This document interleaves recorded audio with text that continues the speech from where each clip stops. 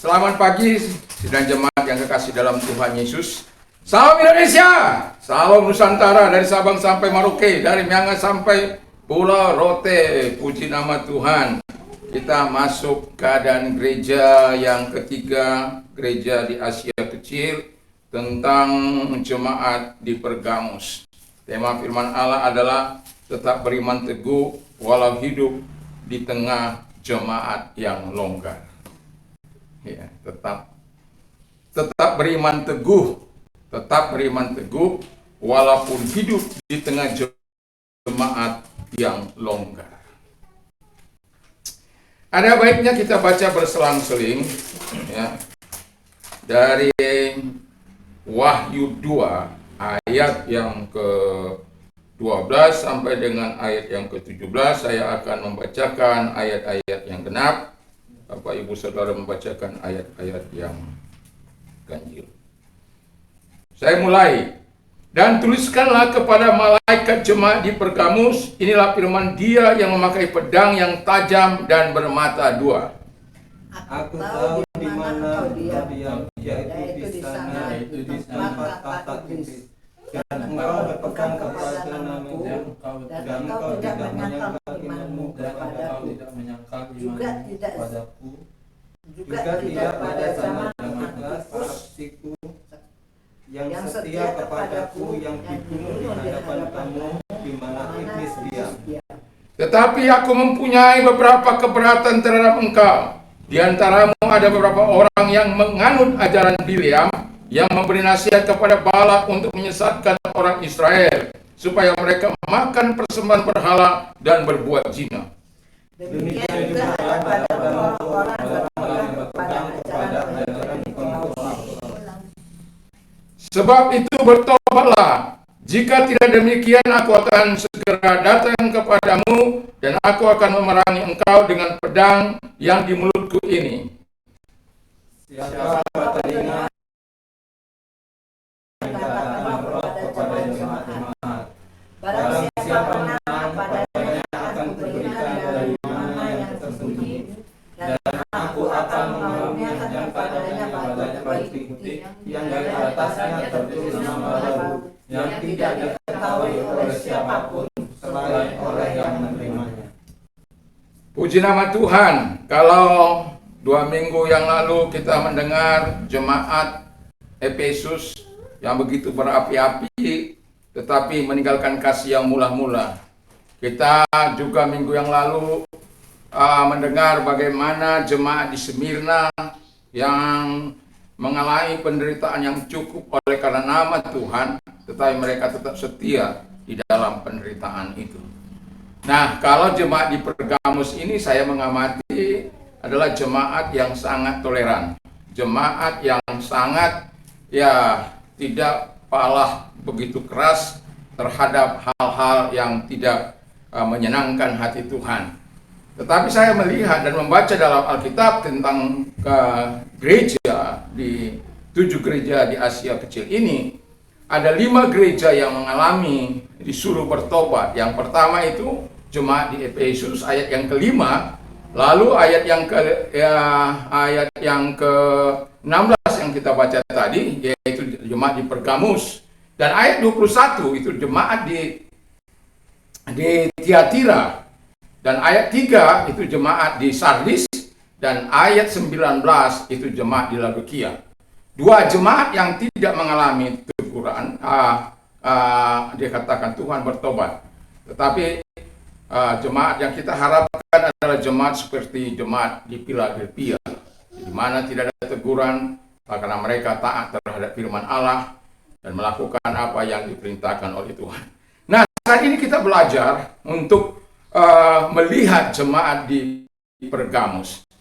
Kalau jemaat di Pergamus itu dibangun pada tahun 1333 sebelum Masehi, raja namanya Attalus III meninggal, dan dia sudah mengamanatkan supaya daerah ini diserahkan saja kepada Kekaisaran Romawi, dan kota ini sangat terkenal dengan penyembahan kepada kaisar. Mereka number one di antara yang lain-lain itu. Jadi mereka nomor 1 dalam hal penyembahan kepada kepada kaisar, ya. Jadi mereka juga orang yang suka belajar. Itu terbukti dari perpustakaan mereka. Itu ada 200.000, kurang lebih 200.000 gulungan kitab. Jadi mereka adalah orang-orang yang suka belajar. Tetapi saya tidak sedang membawa itu. Bagaimana tema kita pada saat ini, yaitu tetap beriman teguh walaupun hidup di tengah jemaat yang longgar. Mengapa saya katakan jemaat di Efesus ini sangat longgar atau sangat toleran? Kita bisa melihat bagaimana jemaat ini berada di tengah-tengah penyembahan kepada kaisar. Tapi mereka juga terlibat di dalamnya. Tetapi ada orang-orang yang betul-betul melakukan apa yang dikehendaki oleh Tuhan. Makanya siapa menang, aku akan memberikan kepadanya untuk makan mana yang tersembunyi dan batu putih, ya, yang namanya tertulis di situ. Nah, jadi kita bisa melihat jemaat ini juga adalah jemaat yang istilahnya toleran terhadap kamu nggak apa-apa berbuat zina, yang penting kamu datang dulu kepada Tuhan. Kamu nggak apa-apa bahkan penyembahan berhala, nggak apa-apa. Kalau konteks di zaman sekarang ini, kamu nggak apa-apa makan makanan yang berdarah, yang dicampur darah, nggak apa-apa. Oh, nggak apa-apa kamu mengikuti adat penuh, nggak apa-apa. Nggak apa-apa. Yang penting kamu ikut Tuhan sepenuhnya. Jadi,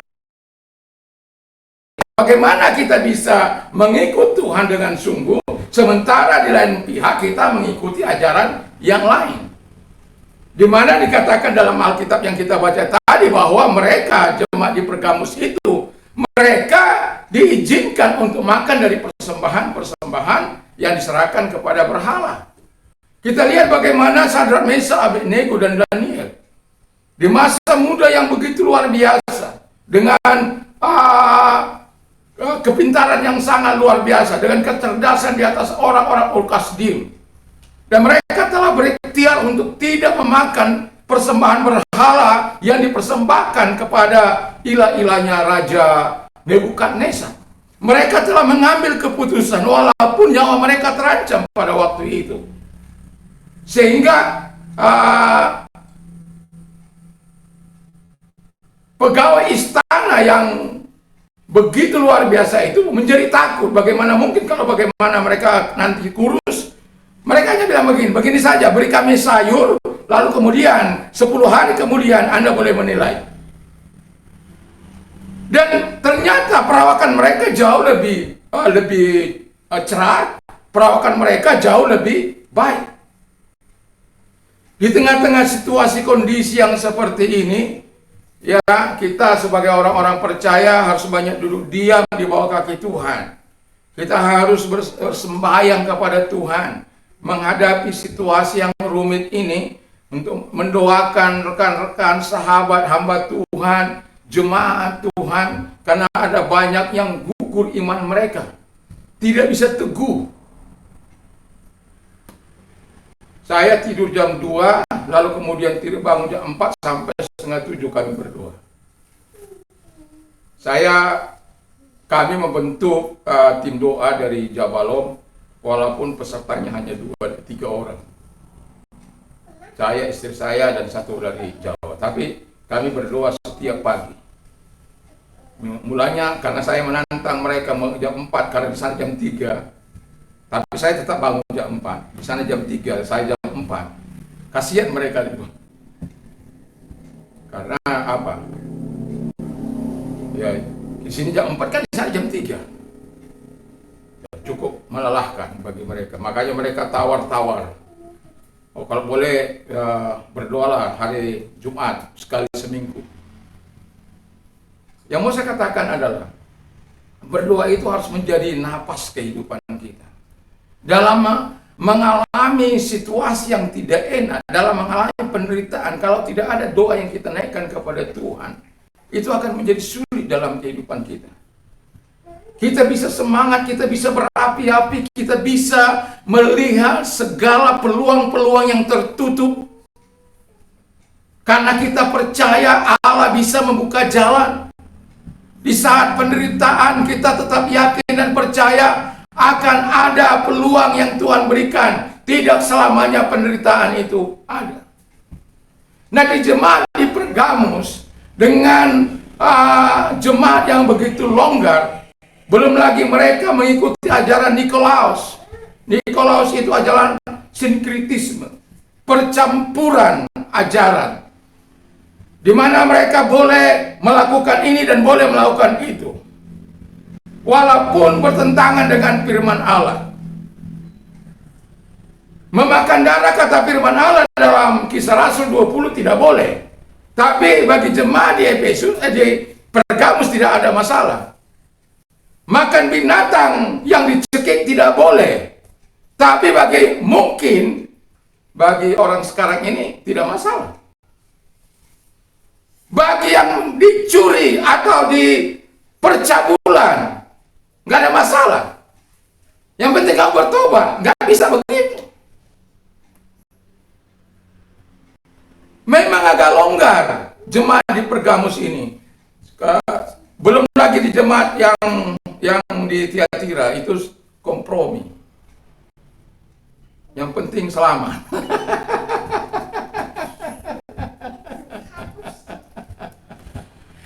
Yang penting selamat. Kompromi dengan ini dan itu. Yang penting selamat.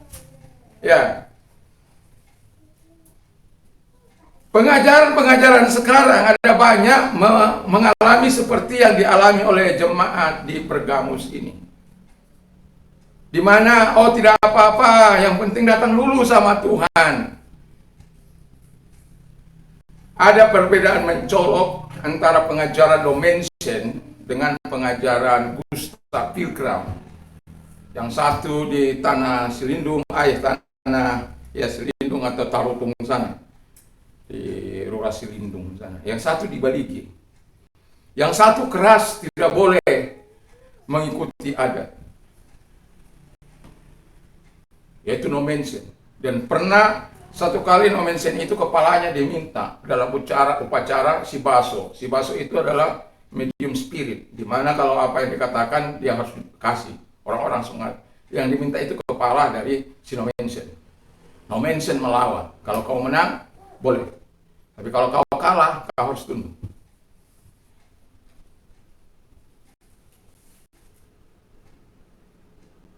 Saya yakin dan percaya Gustav Pilgrim akan merasa sedih dengan situasi keadaan sekarang ini. Kehidupan saya orang Batak.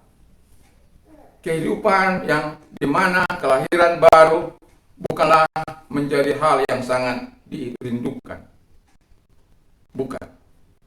Makanya pada waktu Nomensen melakukan sesuatu gerakan yang sangat luar biasa itu, dan kemudian walaupun akhirnya Nomensen gagal dalam arti bukan gagal apa, tapi dalam menentukan apa untuk terus memproses adat itu, tidak berhasil untuk membuat tataran-tataran yang mana yang netral, mana yang sesuai dengan,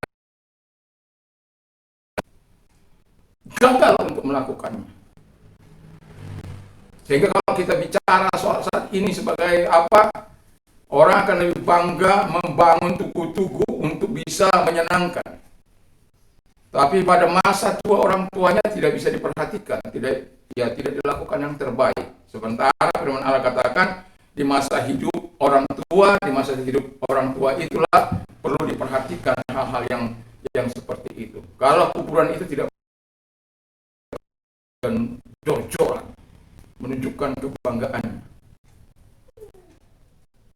Tapi itulah kami orang Batak. Hamoran Hagabeon Hasangapot, itu tujuan kami. Dan kami sebagai orang Batak, ada banyak hal yang kadang-kala saya miris juga. Tapi saya tidak ingin mengupasnya di sini. Nah, di sini yang mau saya katakan itu ada satu hal yang membuat istilah penting kamu percaya kepada Tuhan. Nggak bisa. Harus sungguh-sungguh mengikuti. Seperti yang saya katakan tadi, orang-orang yang mengikuti Nomensen pada waktu itu, mereka diusir lalu membentuk namanya Huta Damai.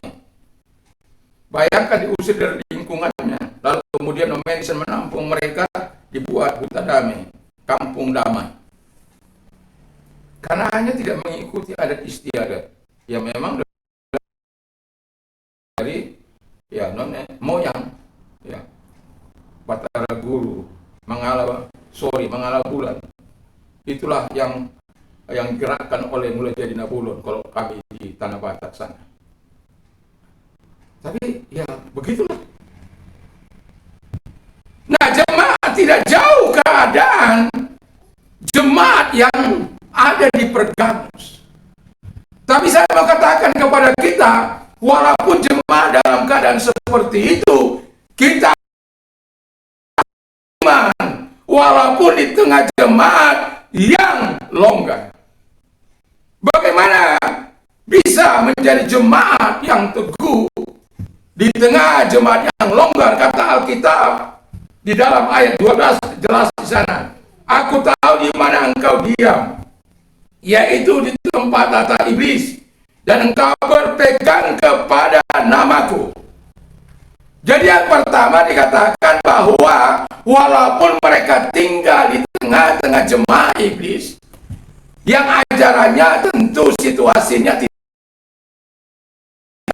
Kalau kemarin saya katakan di jemaat di Smyrna bagaimana situasi kondisi mereka yang mengalami penganiayaan, mereka diancam kalau mereka tidak percaya mereka akan dibunuh, dan termasuk salah satu Polikarpus.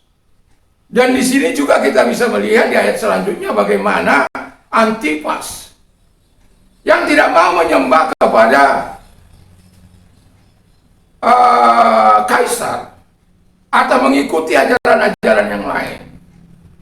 Dan dia begitu setia. Dan akhirnya menurut tradisi dia dibakar hidup-hidup. Dibakarnya itu di dalam apa itu? Di dalam tungku yang berbentuk ya singa atau lupa saya. Ya.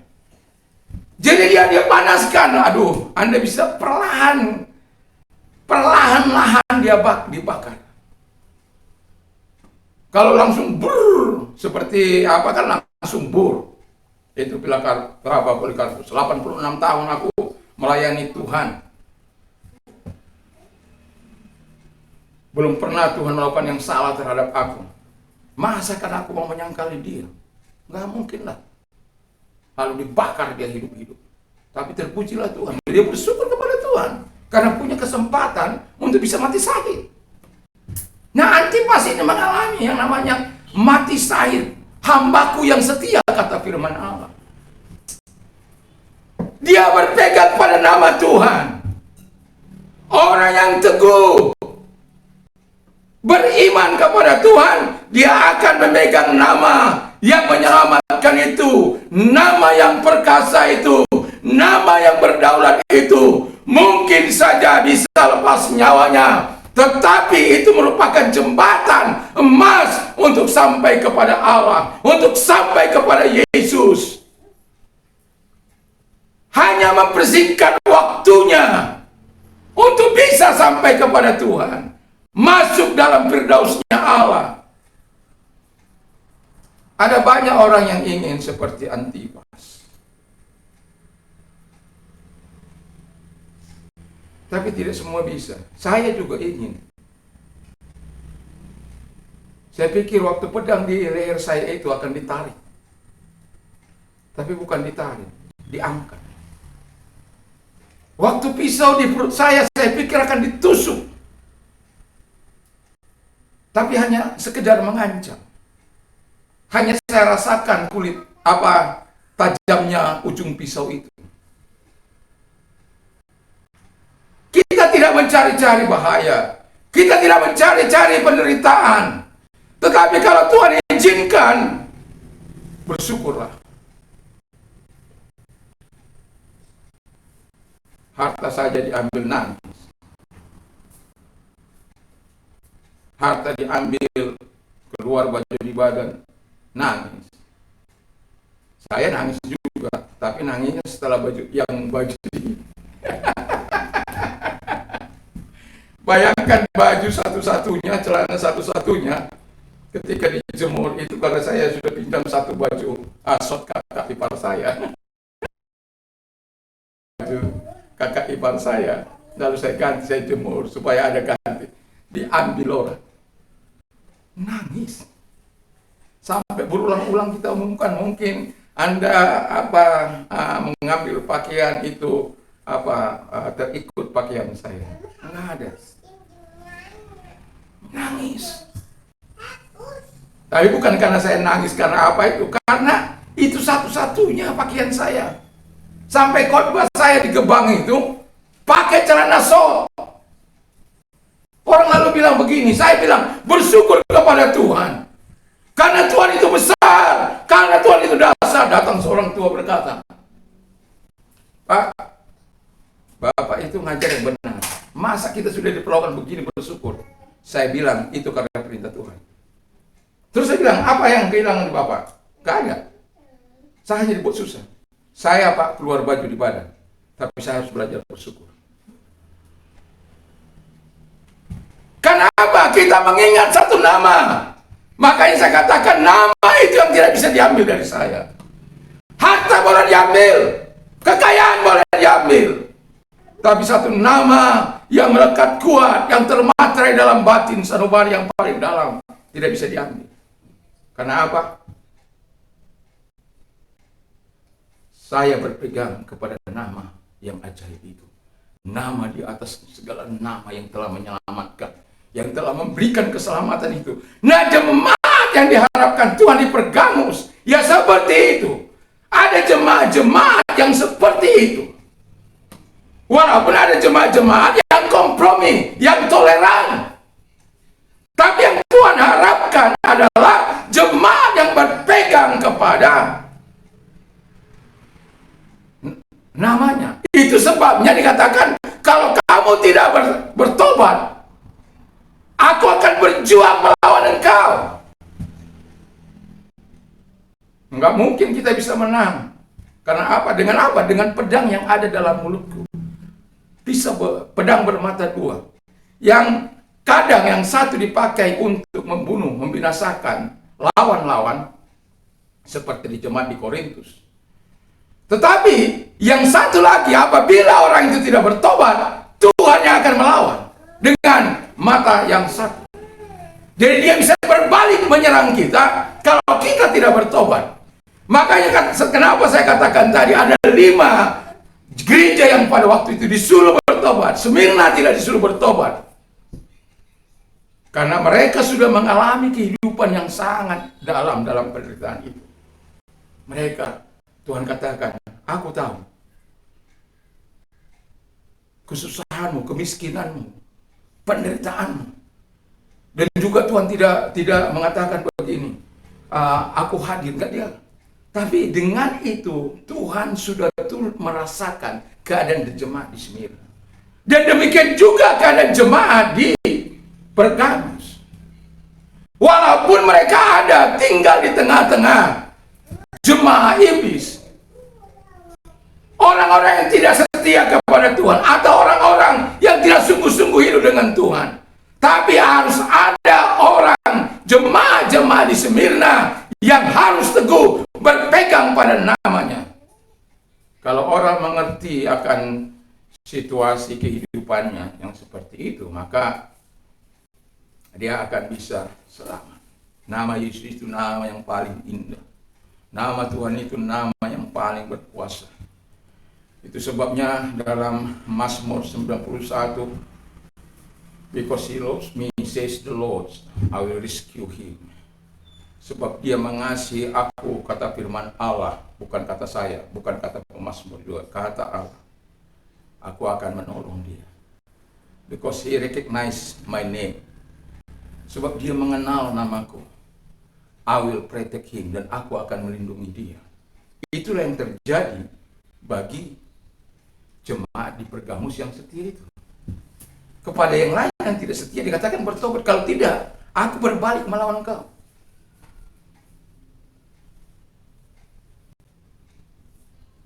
Jadi kepada hamba-hamba Tuhan di seluruh Indonesia, di mana saja yang toleran terhadap ajaran-ajaran, ya mari kita bawa seluruh sidang jemaat Tuhan dalam kehidupan yang sesungguhnya, untuk menghormati Tuhan, untuk tidak bermain-main dengan kasih karunia Tuhan.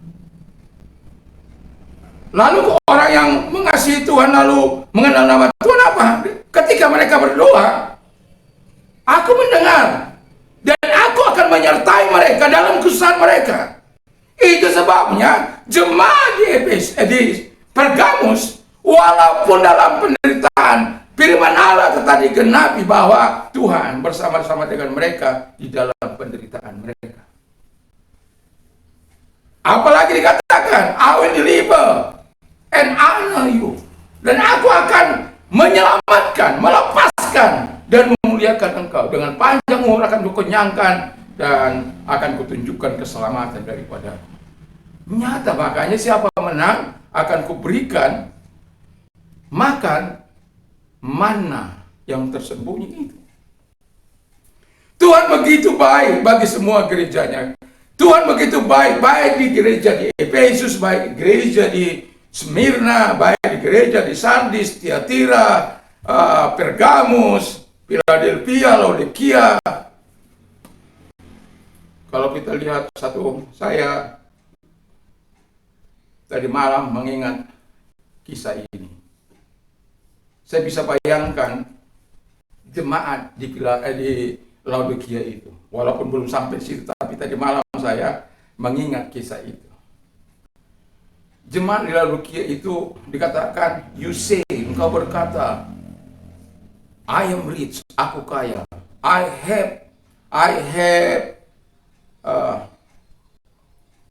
have become well. Aku sangat-sangat menjadi kaya. Lalu yang satu kata ini yang saya apakan? I have need of nothing. Saya tidak butuh apa-apa. Saya tidak kekurangan apa-apa. Saya memiliki segalanya. Tetapi Alkitab katakan, you do not know, engkau tidak tahu. That you are rich, bahwa engkau melarat.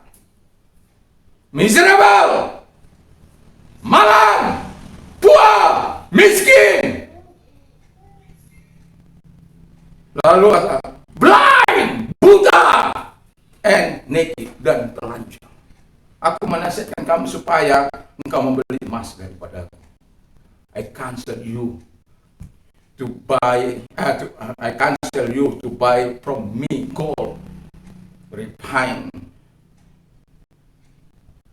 with fire. Yang menjadi apa? Apa yang mau saya katakan dalam perenungan itu?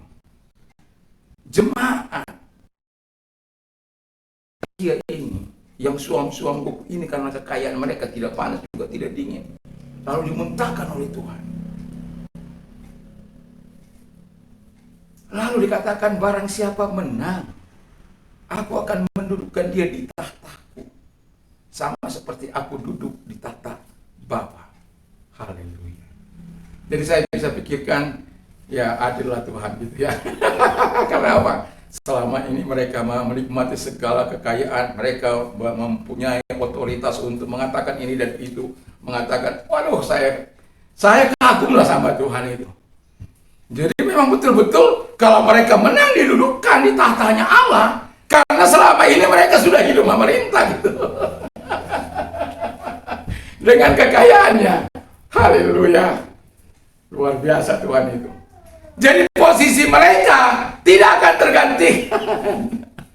Bersama dengan Allah, mereka memerintah.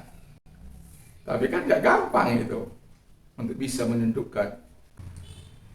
Jadi jemaat di Laodikia harus menarik diri untuk bertobat supaya mereka mendapatkan bagian dari apa yang dijanjikan oleh Tuhan tersebut.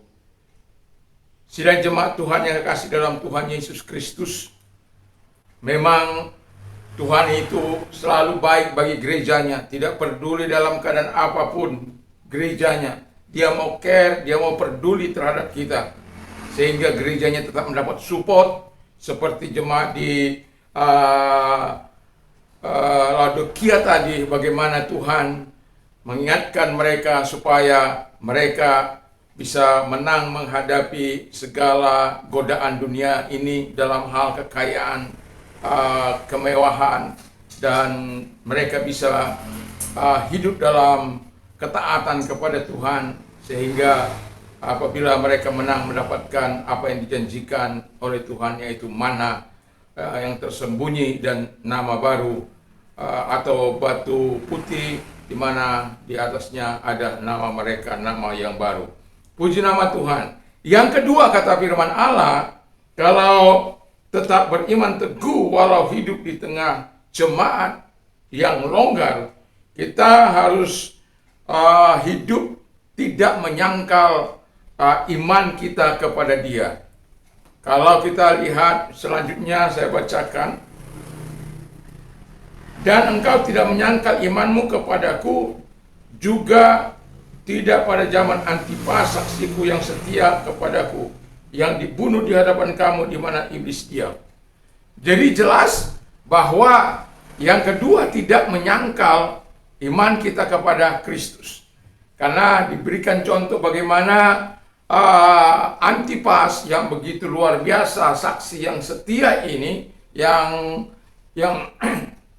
demi imannya kepada Kristus, dia tidak menyangkal dan dia tidak mau disuruh untuk menyembah patung atau menyebut bahwa Kaisar itu adalah Tuhan, walaupun taruhannya adalah nyawanya.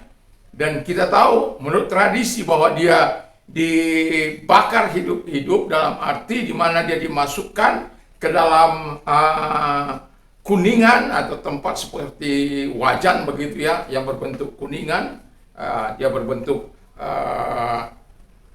apa yang disebut patung ya, sapi jantan. Jadi dari bawah dipanaskan pelan-pelan dan dia mati di situ secara perlahan-lahan, dan semua orang bisa menyaksikannya. Dan itu adalah penderitaan yang sangat, dan teror yang sangat luar biasa. Tapi yang saya kagum adalah bahwa Antipas itu tetap tidak menyangkal nama Yesus, sekalipun penderitaan, bahkan nyawanya menjadi taruhannya. Kita lihat bagaimana pada waktu Sadrak, Mesakh, Abednego, ketika mereka beriman kepada Allah dan mereka tidak mau menyembah kepada patung buatan raja, sekalipun diberikan kesempatan, bahkan dalam Daniel 3 ayat 6-17, sekalipun Tuhan yang kami sembah itu tidak dapat menolong kami, ketahuilah Tuanku Raja bahwa kami tidak akan menyembah patung buatanku Raja. Dan murka raja begitu luar biasa, dan disuruh memanaskan 7 kali lipat, dan yang memasukkan mati, sementara yang dilemparkan ke dalam dapur api itu menari-nari. Sadrak, Mesakh, Abednego dibiarkannya hidup, Antipas dibiarkannya mati. Tetapi yang mau saya katakan di sini adalah itu adalah hak Tuhan, bahwa di mana orang-orang yang dipilih oleh Tuhan untuk martir, tidak semua orang bisa dipilih untuk menikmati martir, tapi Antipas dipilihnya untuk hidup mati martir. Sebab mati atau hidup adalah untuk Tuhan. Itulah sebagai orang-orang percaya, dan itulah harapan dari Tuhan kepada jemaat di Pergamus, supaya mereka memegang nama Tuhan, lalu kemudian mereka tidak menyangkal iman mereka kepada Tuhan. Supaya apa? Mereka mendapatkan yang terbaik dan luar biasa. Jadi kalau Tuhan menyediakan sesuatu yang luar biasa bagi jemaat, setiap jemaat diberikan anugerah yang begitu luar biasa, dan bagi jemaat di di Pergamus, apabila mereka menang, mereka akan mendapatkan manna yang tersembunyi itu. Dan kalau jemaat tadi di jemaat di Laodikia, kalau mereka menang, mereka duduk bersama-sama dengan Allah pemerintah. Jadi ada di mana Tuhan mau kita hidup di dalam kemenangan, baik di jemaat di Efesus, jemaat di Smyrna, jemaat di Pergamus, jemaat di Tiatira, jemaat Sardis, jemaat Philadelphia, jemaat di Laodikia, diharapkan mereka pemenang-pemenang di dalam pertarungan iman tersebut. Tetapi mereka diharapkan tidak menyangkal iman mereka, walaupun setiap gereja Tuhan mempunyai cara Tuhan sendiri untuk melatih mereka bagaimana Tuhan memproses kehidupan setiap gereja itu. Yang penting, apapun prosesnya, apapun bentuk yang diberikan Tuhan kepada kita, kita harus keluar sebagai pemenang. Nah, yang ketiga kata firman Allah adalah hidup taat. Dalam Mazmur 119 ayat yang ke-56, "This has been my practice, I obey your precept." Inilah yang telah aku praktekkan, aku hidup taat terhadap ajaran-ajaran Tuhan. Jadi kita sebagai orang percaya hidup harus taat kepada Tuhan. Dan pemazmur juga dalam Mazmur 19 dia dikatakan ayat 17, di sana dikatakan bahwa di mana pemazmur mengatakan, "Lakukanlah yang baik terhadap aku dan aku akan hidup, bukan hanya sekedar hidup, tetapi mereka hidup dalam ketaatan." Nah, jadi ketika orang mengalami hidup di dalam Tuhan, seharusnya mereka memberikan yang terbaik, karena Tuhan sudah memberikan yang terbaik dalam kehidupan kita. Dengan jalan hidup menyenangkan hati Tuhan, hidup mengasihi Tuhan, hidup mengasihi sesama, dan hidup melakukan apa yang dikehendaki Tuhan, dan hidup dengan ketaatan kepada Tuhan. Dan harapan Tuhan bagi jemaat di Pergamus, supaya mereka hidup dalam ketaatan, supaya mereka bisa menikmati apa yang dijanjikan, yaitu mana yang tersembunyi dan batu putih tersebut, di mana nama mereka ada. Kalau tidak, kata firman Allah, Allah lah yang akan melawan mereka. Allah lah atau Tuhanlah yang akan melawan mereka dengan pedang yang ada di mulutnya. Tidak akan mungkin kita mengalami kemenangan ketika kita melawan Tuhan. Tidak akan pernah. Malah penderitaan, kematian yang akan kita alami. Tapi bila kita bertobat, kata firman Allah, dari segala hal yang longgar tersebut, dan kita mau bertobat dan menyerahkan hidup kita, Tuhan juga mengampuni kita. Sebagai pemimpin-pemimpin dimanapun kita berada, pemimpin gereja dimanapun berada, kita harus siap untuk melawan segala hal-hal yang ajaran yang sesat yang ada di tengah-tengah pelayanan kita. Kadangkala kita melihat bagaimana orang-orang tidak lagi sehat dalam mengambil keputusan, orang dibiarkan melakukan pelanggaran. Satu contoh, Alkitab sudah melarang kita untuk makan darah, tetapi banyak orang yang masih makan darah. Kita sudah melarang memakan binatang yang mati dicekik, masih banyak orang-orang makan bulu darah yang mati. Masih dilarang memakan hasil-hasil curian, masih banyak orang yang makan, bahkan dari hasil korupsi dan lain sebagainya. Tuhan melarang itu semuanya, tapi banyak orang melakukan pelanggaran. Orang percaya lagi. Jadi sebagai orang yang percaya kepada Tuhan, kita harus belajar untuk beriman teguh. Apapun godaan yang sedang dialami, apapun tantangan yang kita hadapi, dan jemaat oleh Tuhan, walaupun ada jemaat-jemaat yang hidup longgar, tetapi ada juga jemaat-jemaat yang hidup sungguh-sungguh bersama dengan Tuhan.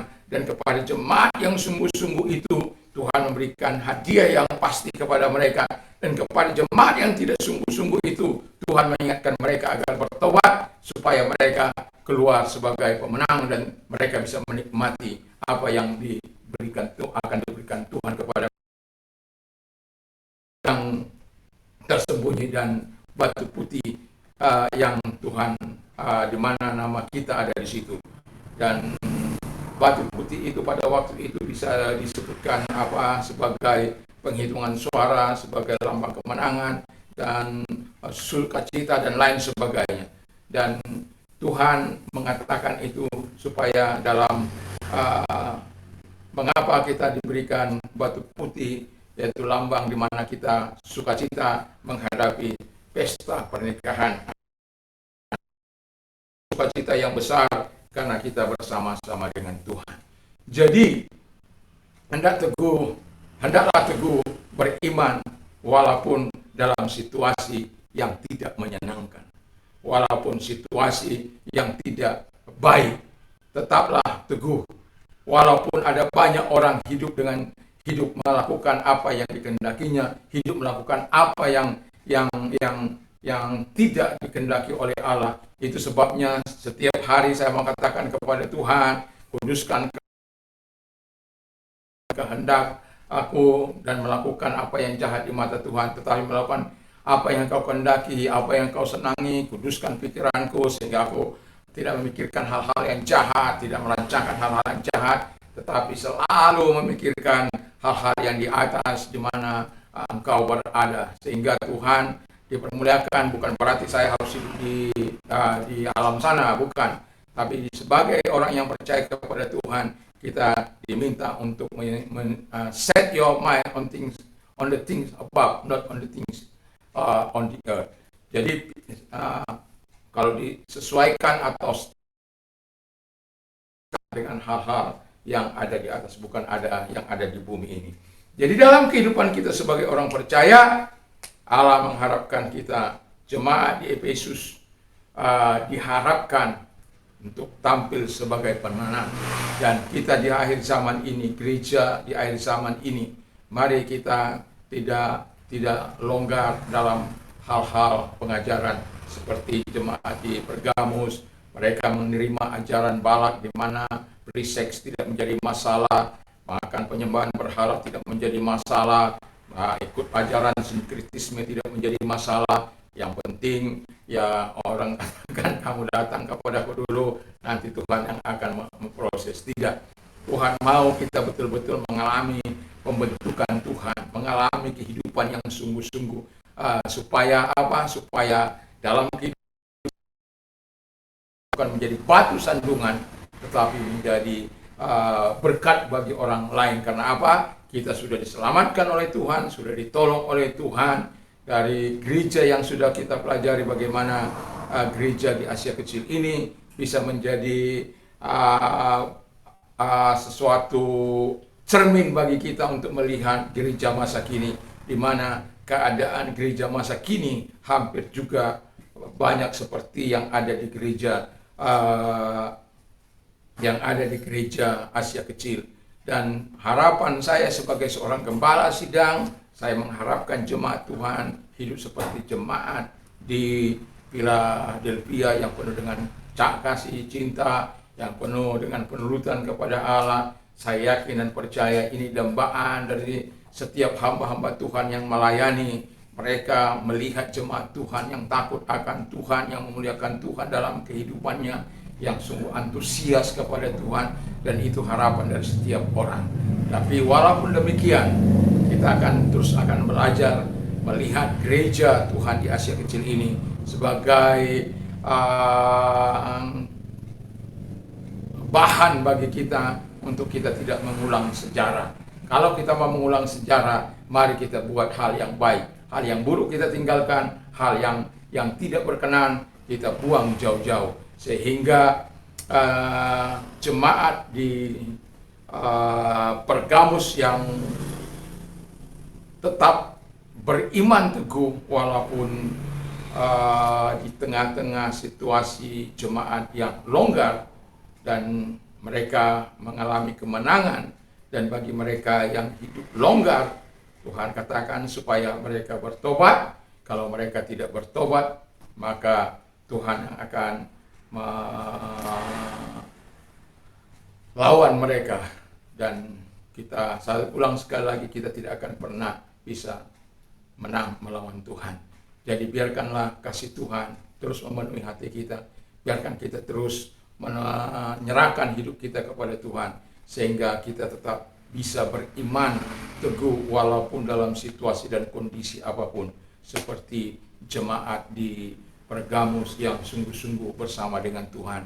Yang tidak sungguh-sungguh, biarlah apa yang Tuhan katakan supaya mereka bertobat, Dan himbauan itu juga yang dikatakan oleh firman Allah, siapa bertelinga hendaklah ia mendengar apa yang dikatakan Roh kepada gereja-gereja, termasuk gereja masa kini, supaya kita tidak tinggal melakukan apa yang bertentangan dengan kehendak Tuhan, walaupun mungkin dibungkus dengan nilai-nilai agama, tetapi kita harus tetap taat kepada otoritas Allah. Apa yang boleh dan apa yang tidak boleh, itulah kita lakukan. Karena yang terbaik yang sudah Tuhan berikan kepada kita, jangan lagi kita gantikan dengan hal-hal yang sia-sia dari dunia ini.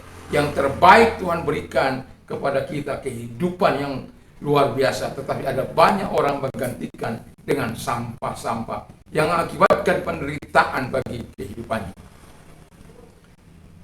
Sebagaimana kita lihat bagaimana ada beberapa jemaat yang mengalami nilai-nilai kebenaran di dalam Tuhan yang mereka abaikan, dan pada akhirnya kehancuran yang mereka alami. Mereka tidak berpegang teguh pada firman Allah, mereka tidak berpegang teguh pada Tuhan,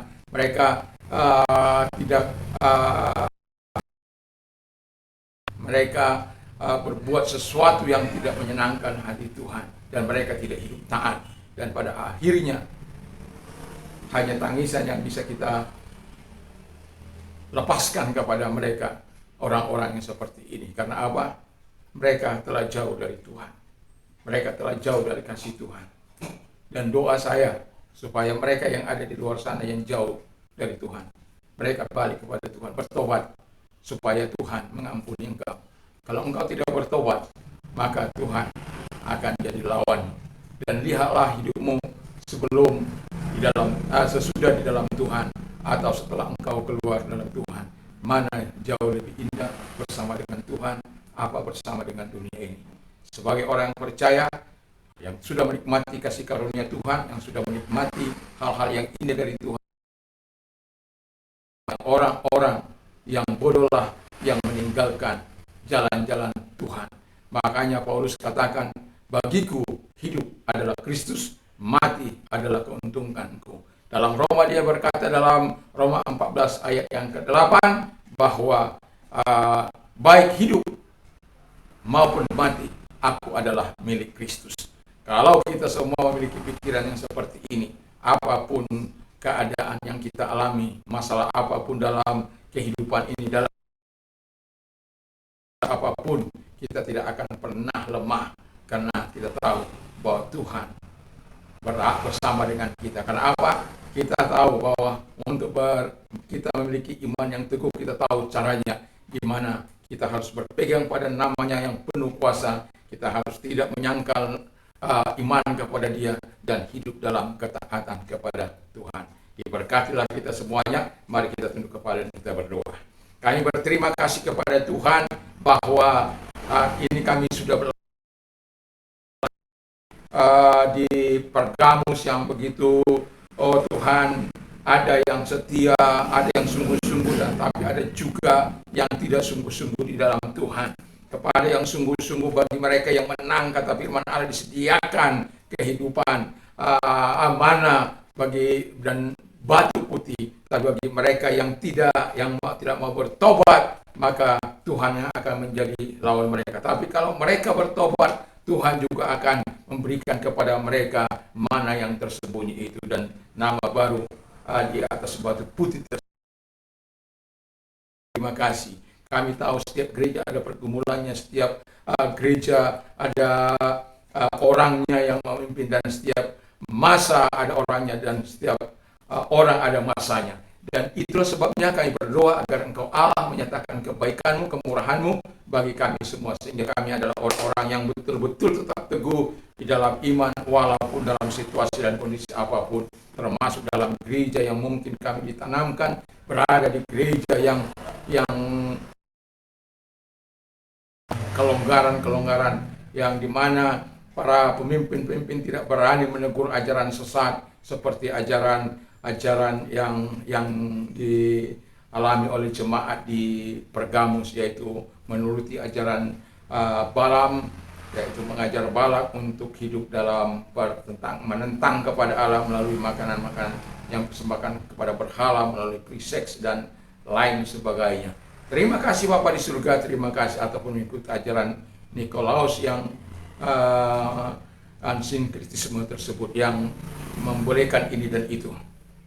Terpujilah Engkau Tuhan, kami tahu ada gereja yang saat ini ada hidup yang seperti itu, di mana ada pengajaran-pengajaran yang hanya menina-bobokkan, yang memberikan hal-hal yang indah, kemakmuran, kesenangan dan lain sebagainya. Tetapi lupa bahwa ada saatnya di mana orang percaya itu harus melalui salibnya. Sebagaimana salib itu dikatakan oleh Tuhan harus kami pikul tiap-tiap hari. Dan ketika salib itu datang, maka itu jugalah yang menentukan kualitas iman kami. Apa kami sungguh-sungguh beriman karena pertemuan kami dengan Yesus, karena kami menyadari kami sudah menikmati yang terbaik dari Tuhan atau tidak. Dan kami mohon kepadamu Tuhan, biarkan kasih karunia-Mu Engkau berikan kepada kami. Terima kasih, dan biarkan Engkau terus melindungi gereja-Mu dimanapun ada sahabat-sahabat kami, dimanapun mereka melayani. Dan kami juga berdoa bagi pemerintah kami, diberkati pemerintah kami, diberikanlah mereka hal yang terbaik dalam Kristus dalam kehidupan mereka. Dan kami juga mau berdoa Tuhan Bapa di surga bagi orang-orang yang sakit dalam nama Tuhan Yesus, apapun sakit mereka, Tuhan hadir bagi mereka dalam nama Tuhan Yesus. Kalau engkau sakit, taruh tanganmu di tempat yang sakit, dan saya akan berdoa bagi Anda dalam nama Yesus. Segala sakit penyakit yang mereka derita, Tuhan Bapa di surga, engkau hadir untuk menyembuhkan mereka dan menolong mereka dan sembuhkan mereka. Dan mereka-mereka yang mengalami pergumulan kehidupan, kalau engkau orangnya, mari angkat kedua belah tanganmu, serahkan semua bebanmu kepada Tuhan. Karena Tuhan berkata, marilah kepadaku hai kamu yang letih lesu dan beban berat, aku akan memberikan kelegaan bagimu. Datang kepada Tuhan, karena Tuhan yang akan berikan kelegaan. Yesus adalah jawaban dalam setiap persoalan. Kalau engkau orangnya, angkat kedua belah tanganmu. Tidak peduli apapun persoalanmu, Tuhanlah yang menjawab. Saya tidak bisa menjawab, tapi Tuhan yang kusembah itu selalu bisa menjawab kebutuhanmu.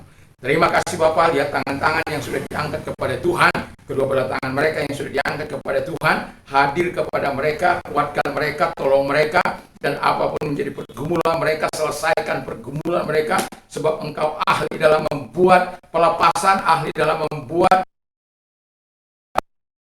Dalam nama Tuhan Yesus, engkau adalah Allah yang menjawab doa-doa kami. Jawab sesuai dengan kebutuhan mereka. Kebutuhan mungkin utang piutang mereka, atau masalah rumah tangga mereka, masalah anak mereka, masalah kehidupan rumah tangga. Di dalam nama Yesus, engkau Allah yang hadir untuk menolong mereka dalam nama Yesus, dan engkau memberikan yang terbaik, solusi yang terbaik dalam hidup mereka. Karena kami tahu Tuhan tidak pernah angkat tangan, Tuhan juga tidak pernah ini terlalu sukar, ini tidak bisa. Karena Tuhan kami adalah Tuhan yang menciptakan langit dan bumi. Ketika engkau berfirman kepada mereka terhadap masalah mereka selesai, maka selesai. Terima kasih Bapak di surga, terima kasih. Dan bagi Anda yang mau menerima Yesus sebagai Tuhan dan Juru Selamat, dan ikuti doa saya dan dengarkan firman Allah terlebih dahulu. Akulah jalan dan kebenaran dan hidup, tidak seorang sampai kepada Allah kalau tidak melalui aku. Jalan keselamatan itu walaupun mungkin akan mengalami banyak derita, tetapi sebagaimana jemaat di Pergamus, mereka setia, mereka yang bertekun, mana yang tersembunyi untuk dimakan, dan juga mendapatkan apa yang disebut batu putih tersebut, di mana nama mereka ada di atas batu itu, nama baru mereka yang orang lain tidak tahu terkecuali yang menerimanya sendiri. Terima kasih Bapak di surga, terima kasih. Dan ikuti doa saya, Tuhan Yesus, saya sadar saya orang berdosa. Ampuni segala dosa yang telah pernah aku lakukan. Aku sadar Tuhan bahwa darah-Mu adalah darah yang suci, yang siap menyucikan hamba-Mu. Ku mengaku segala dosa dan kejahatanku, dan basuh aku dengan kuasa darah-Mu, sehingga hidupku diperkenankan oleh Tuhan kembali bersekutu dengan Engkau. Terima kasih, darah Tuhan Yesus yang suci telah menyucikan hidupku, dan ku sekarang telah menerima keselamatan hidup kekal daripada Bapa di surga, menjadi warga negara-Mu Tuhan. Terima kasih Bapak, terima kasih. Bagi Anda yang mengalami transformasi Tuhan, mari engkau taruh tanganmu di dada, nyatakan kepada Tuhan, supaya Tuhan hadir kepadamu dan bertemu dengan engkau, sama seperti Saulus bertemu dengan Tuhan menuju Damsyik di tengah jalan. Dan ketika dia bertemu Tuhan, maka terjadi perubahan yang sangat luar biasa, dan Tuhan memakai sebagai alat. Tuhan, kalau Engkau orangnya, mari angkat taruh tangan di dada. Tuhan Bapa di surga, Tuhan tolong orang-orang yang menaruh tangan mereka di dada. Kau hadir bersama dengan mereka, Kau tolong mereka supaya mereka bisa berkata ya bahwa siapapun yang ada dalam Kristus adalah ciptaan baru, yang lama sudah berlalu, sesungguhnya yang baru sudah datang. Terima kasih Tuhan, Tuhan tolong semuanya sehingga nama-Mu dipuji dan dipermuliakan. Terpujilah Engkau, dan kami juga berdoa Tuhan agar Engkau menyatakan bagi orang-orang muda, mereka-mereka yang mau terjun dalam bidang politik, mereka dalam bidang bisnis, dalam bidang rohani, kami doakan supaya mereka betul-betul ikhlas murni dalam hal dan pendirian dan semua lini kehidupan, baik sebagai pelaku bisnis, baik sebagai pelaku politik, baik sebagai pelaku rohani, sehingga nama Tuhan dipermuliakan dalam kehidupan ini. Terima kasih Bapa di surga, kami bersyukur, kami berterima kasih. Sekarang pulanglah dengan membawa damai sejahtera daripada Tuhan Yesus Kristus, kecintaan Bapa dalam surga, persekutuan Roh Kuasa Roh Kudus menyertai kita mulai saat ini sampai Maranatha dalam nama Yesus. Haleluya. Amin. Salam Indonesia, salam Nusantara, salam bagi kita semua.